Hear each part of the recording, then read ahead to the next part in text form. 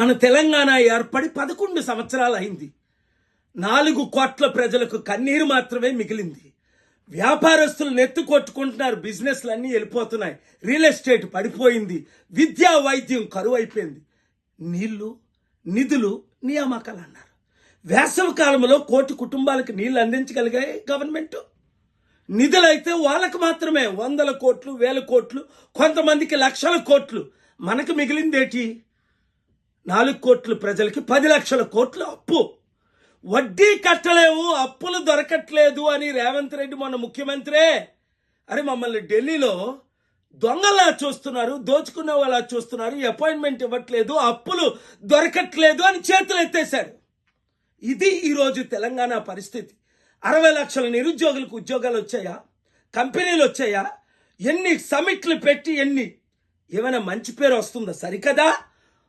మహిళలకు క్షేమం లేదు, సేఫ్టీ లేదు, రోడ్ల మీద నడలేకపోతున్నారు.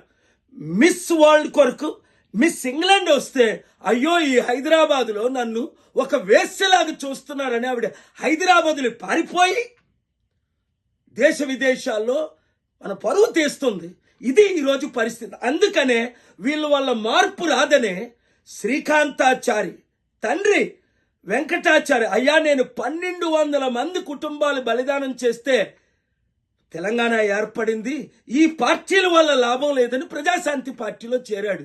ఎంతమంది అన్ని పార్టీలు పిలిచినా వద్దు అని చెప్పి గద్దరన్న మన ప్రజాశాంతి పార్టీలో చేరాడు. ఎందుకు? మార్పు రావాలి, ఆ మార్పు మనమే తేవాలి, మనందరం కలిసి పనిచేస్తాను. వాళ్ళైతే కొట్టుకుంటున్నారు. 20 లక్షల వార్చి సరిపోదు, 200 కోట్ల రూపాయలు అపార్ట్మెంట్ దుబాయ్లో సరిపోదు, నాకు 100,000 కోట్లు కావాలి, అన్నకిచ్చిన ఆస్తి నాకు కూడా కావాలి. ఇది ఈరోజు తెలంగాణ పరిస్థితి. ఈ కుటుంబ పాలన వద్దు, ఈ కుల పాలన వద్దు, ఈ అవినీతి పాలన వద్దు, వారి పాలన మనకొద్దు.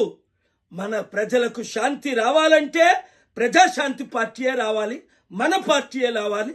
మీరు నేను కలిసి పని చేస్తే తప్పక బంగారు తెలంగాణను తీసుకొస్తాం. అవినీతి అక్రమ అప్పులన్నీ తీర్చేసి తెలుగు రాష్ట్రాలను అభివృద్ధి చేస్తాం. హైదరాబాద్ని మరలా ప్రపంచ మ్యాప్లో పెడతాం. ఈ వీడియో అందరికీ షేర్ చేయండి.